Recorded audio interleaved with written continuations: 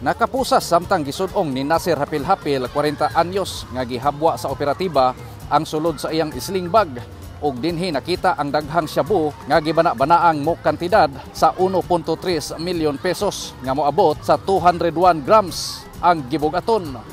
Resulta kini sa gihimong drug bypass operation sa mga pulis sa Zamboanga City Police Station 7 sa Sitio Uwak, Barangay San Roque niadtong Biyernes sa gabi, Marso 24. Kauban sa operasyon ang Police Regional Mobile Force Battalion 9 ug 2nd Zamboanga City Mobile Force Company.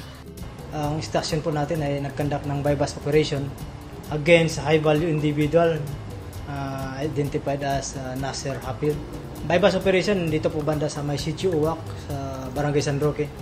Naka-recover tayo ng more or less 201 grams, no? So amounting to more or less 1.4 million pesos. Ngayong hapon po, subject for inquest proceeding yung arrested. Na-recover sa mga pulis ang marked money nga usa ka libo ka pesos gikan sa posisyon sa suspect ug ang budol money.